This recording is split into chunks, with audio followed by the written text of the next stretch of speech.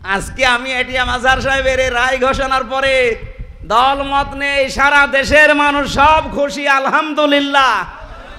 এমনকি অনেকে বলছে এই 13 বছরে ওনাকে বিনা কারণে যে কষ্ট দেওয়া হয়েছে এর ক্ষতিপূরণ দেওয়া দরকার রাষ্ট্রের।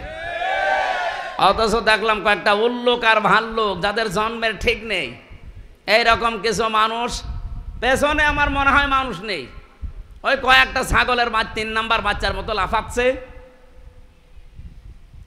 এরা বলছে যে না, এ রায় ঠিক হয়নি। রায় কি তোমার কাছে এখন হাসিনার মতো জিজ্ঞাসা করে দেওয়া লাগবে? আজ কত মানুষ আন্দাজে আমাদের ওপরে দোষ চাপিয়ে দেয়। এই 54 বছরে যে মানুষগুলো মিথ্যা দোষ আমাদের ওপরে চাপিয়েছে, জাতি কিন্তু আজকে সব স্পষ্ট হয়ে গেছে। আজকে বিচারের এই রায়ের মাধ্যমে প্রমাণ হয়েছে এতদিন যা বিচার ছিল সবগুলো বানোয়াট, মিথ্যা আর নিজের মন মতো তৈরি করা। এটা অন্তত আপনারা না বুঝলে আমি নিজে তো বুঝি, কারণ আমি নিজে ভিকটিম। 3 বছর আমি জেল খাটলাম, কোন কারণে আমি আজ পর্যন্ত নিজেও জানি না। অথচ আমারে মামলা দিয়েছিল আমি নাকি সংসদ ভাঙার জন্যে তরবারি নিয়ে গেছি। একজনকে আমি পাঠিয়েছিলাম যে সংসদে যাও, তরবারি নিয়ে ভেঙে ফেলো। অথচ এই সংসদ সদস্য প্রার্থী আমারে ঘোষণা দিয়েছে কুষ্টিয়া থেকে। তা আমি যদি সংসদই ভেঙে ফেলবো তা আমার প্রার্থী হওয়ার দরকার কি? এরপরে মামলার 2 নম্বরে আমার দিয়েছে যে আমি নাকি আনসারুল্লাহ বাংলা টিমের প্রধান। ও সাঁতাসে কি আমি আজ পর্যন্ত জানি না। ভেতরে যাওয়ার পরে একজনকে পেয়েছিলাম, ওনার নাম হচ্ছে আব্দুল মতিন, আর 17 বছর জেলে আছে। ওনারে বললাম ভাই আপনার কি মামলা? বলছে আমি আল্লাহর দলের প্রধান, সারা বাংলাদেশে আল্লাহর দলের সভাপতি আমি। আপনি আল্লাহর দলের সভাপতি, সেক্রেটারি কে? বলছে আমার ছেলে। সভাপতি উনি, সেক্রেটারি ওনার ছেলে, সারা বাংলাদেশে আর কেউ নেই। আমার যে বিচারপতি ছিল উনি আমার নিজে খাস কামরায় নিয়ে বলেছে, হুজুর আমার হাত এই 3 বছর বাঁধা ছিল, আমি কিচ্ছু করতে পারি নাই। এই মামলাটা 30 বার তুলেছিলাম, সিএমএম কোর্ট, জজ কোর্ট, হাইকোর্ট মিলে, একবারও জামিন দেয়নি। দিলেই বলে না হবে না। এই লাল দাগ মারা আমার আর মামুনুল হকের। কিন্তু এই মামলাটা আগস্টের 5 তারিখের পরে শুধু তুলতে দেরি, শুধু মামলা জামিন না, একেবারে এরকম বেকসুর খালাস দিয়ে দিয়েছে। আমি বললাম যে 3 বছর জামিন হয় না সে মামলার, আরে আপনি খালাস দিয়ে দিলেন। বলছে কি দেখে রায় দেবো, এর ভেতর তো কোনো মাল নেই। আমি বলতেও গেলাম যে 3 বছর কি কোনো মাল ছিল? 3 বছরে তো কোনো মাল ছিল না, আপনি তো তখনই রায় দিতে পারতেন, তাহলে আমার 3 বছর জেল খাটা লাগে না?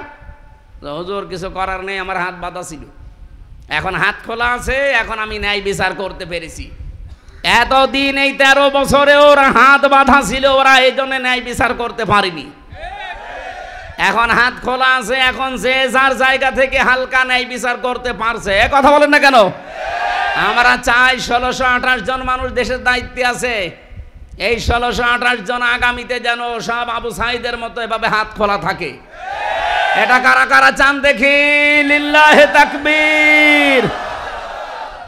এটা রেকর্ড হচ্ছে এবং সারা দুনিয়া যাবে। মানুষ আমরা 5 জন হই, অসুবিধা নেই। আমরা সত্যের পক্ষে আছি না?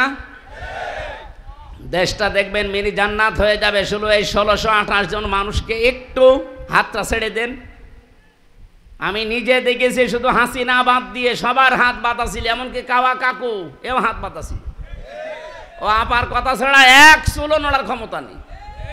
ওই যে যেটা চট্টগ্রামের হাসাতো, মানুষকে হাসাতো, হাসাও মাহমুদ, ওইটারও হাত বাঁধা। ওরা যা বলতো ও তাই বলতো। এই জন্য হাত যেহেতু একজনের খোলা ছিল, এই জন্য ন্যায় বিচারের তুলনায় আমরা সব অবিচার পেয়েছি। অন্যেরটা বলবো কেন, আমার নিজেরটাই বলছি। আমি নিজে যেহেতু ভিকটিম, আমারটাই বললাম। এরকম অবিচার আমরা আর সামনে দেখতে চাই না। ওলট পালট দোষ দিয়ে ওই হাবিলের মতো যে তোরে কেন মানুষ ভালোবাসে, তোরেই মেরে ফেলবো, এই কথা এখন আর জাতি খাবে? বলেন বলেন। কিছু উঠলে আপনারা যে খালি 71, 47, 52 এই তুলে নিয়ে আসেন, কেন 24 নিয়ে আসতে পারেন না? আমি 71-এর সাথেও পরিচিত না, কারণ আমার এখন 33 বছর। আমি 52-এর সাথেও পরিচিত না, আমার 47-এর সাথে পরিচয় নেই, পরিচয় আছে 24-এর সাথে। এই দেশ যেহেতু 24, এই জন্য 24 অনুযায়ী দেশ চলবে। আজকে 27 তারিখ, আর মাত্র 13 দিন পরে জুলাই বিপ্লবের ঘোষণাপত্র প্রকাশ করা হবে, কথা দিয়েছে সরকার।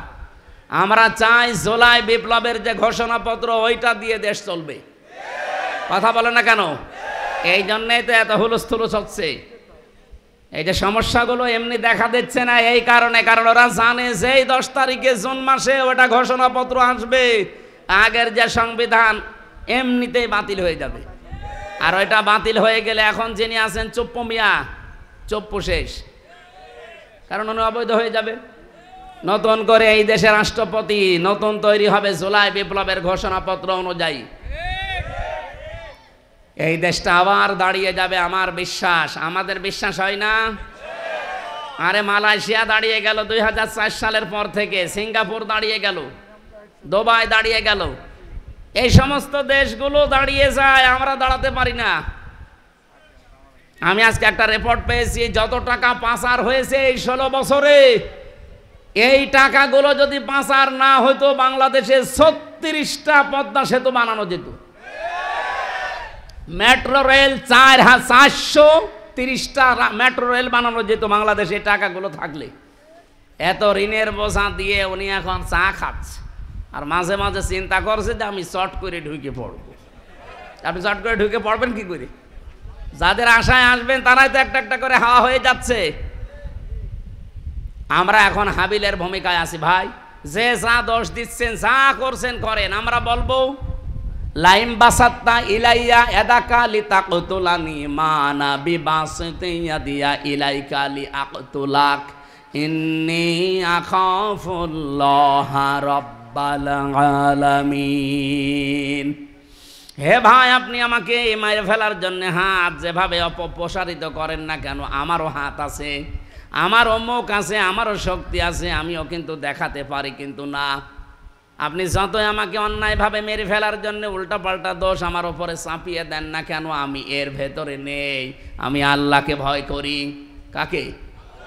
আরো জোরে বলেন। আল্লাহকে ভয় করে। এই জন্য 9 মাসে কোনো অকারেন্স আমাদের দ্বারা হয়নি, কিন্তু যাদের দ্বারা অকারেন্সগুলো হওয়ার কথা না, তারা এই 9 মাসে বহু কিছু দেখিয়ে ফেলেছেন। আরে ভাই, মানুষ এখন আর আগস্টের 5 তারিখের আগে নেই, এটা 5 তারিখ পার হয়ে মে মাসের 27 তারিখ চলছে। এই জন্য হাবিল যেটা বলেছিল, খুব সহ্য এবং ধৈর্য নিয়ে চলা লাগবে সামনে। খুব কঠিন সময় আসতেছে বাংলাদেশের জন্যে। আল্লাহ রাব্বুল আলামিন এই দেশকে শুধু আমেরিকা, রাশিয়া, চীন, ভারত আর তুরস্ক আর পাকিস্তানের দিকে তাকিয়ে থাকলে হবে না। আমাদের নিরাপত্তা আমাদের তৈরি করা লাগবে। নবীজির বাড়ি খাবার ছিল না, তার বাড়ি হচ্ছে খেজুর পাতার পাটি দিয়ে ঘেরা, অথচ বাড়ির সামনে সব সময় 9টা করে ঘোড়া বাঁধা থাকতো। আমি কি বানিয়ে বলছি? 9টা ঘোড়া বাঁধা থাকতো তার বাড়ির সামনে। ঘোড়া মানে কি? যুদ্ধের সরঞ্জাম। আমার মনে হয় বাংলাদেশ এখন এই শক্তিতে বলিয়ান হওয়া লাগবে। আর দরকার হয় 2 বেলা খাবো, 1 বেলা খাবো না, কিন্তু শক্তি লাগবে এমন, ইকাতিলুনা ফি সাবিলিল্লাহ ফায়াকতুলুনা ওয়া ইউকতালুন। তারা আল্লাহর রাস্তায় সংগ্রাম করবে, লড়াই করবে, মারবে এবং মরবে। নাকি মরবে এবং মারবে না, আগে মারবে তারপরে মরবে। তারপরে মারতে না পারলে মরবেন কি করে? এই জন্য আগে মারার তারপরে মরা। এই মারার জন্য যে সমস্ত জিনিস দরকার, এই জিনিসগুলো এখন তৈরি করার সময় আসতেছে। ওরা আমাদেরকে মিডিয়া দিয়ে মারে, আমাদের মিডিয়া হাতে নেওয়া লাগবে।